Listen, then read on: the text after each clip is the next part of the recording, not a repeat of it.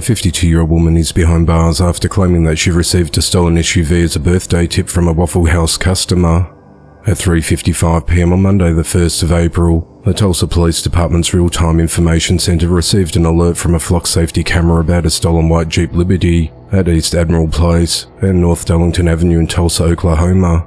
The information center continued to track the stolen Jeep until officers could initiate a traffic stop just under a mile away near the intersection of North Sheridan Road and East Archer Street.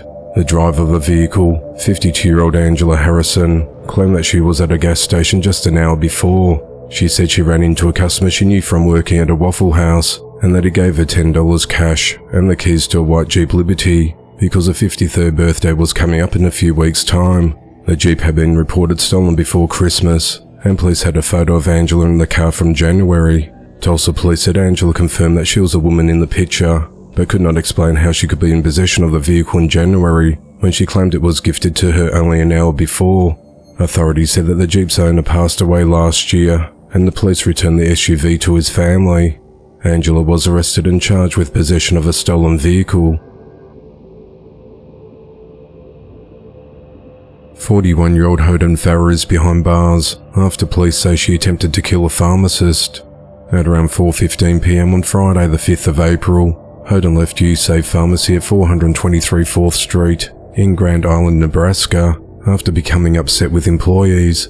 About 25 minutes later, a pharmacy employee received a call from Holden, advising to tell another employee that she was going to choke her until she dies. At around 5:30 p.m., the Grand Island Police Department received a call from a national suicide hotline stating that Holden was suicidal and homicidal and that she was on her way to the 4th Street Pharmacy. She stated that she was going to kill a pharmacist and that she'll be wearing a mask and carrying a knife. Less than 5 minutes later, officers arrived at USAVE Pharmacy.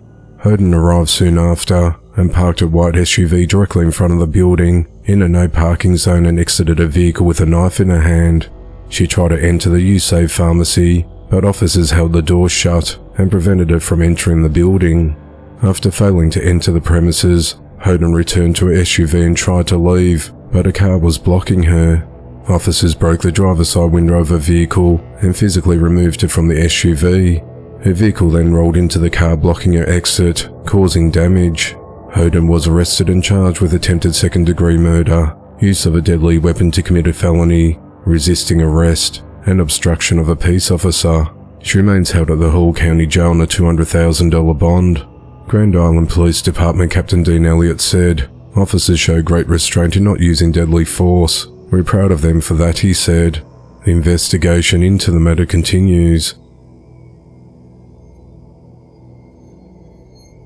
On Friday the 5th of April 2024, 48-year-old Samori Moses was sentenced to life in prison for torturing and sex trafficking 8 women and fatally beating and dismembering one of the victims, 32-year-old Leandra Williams, in 2017. The murder took place at an apartment at 185 Erasmus Street in Brooklyn, New York. Samori pleaded guilty to the crimes in September of 2023. Authorities said that since 2003, Samori lured women and girls with false promises of love.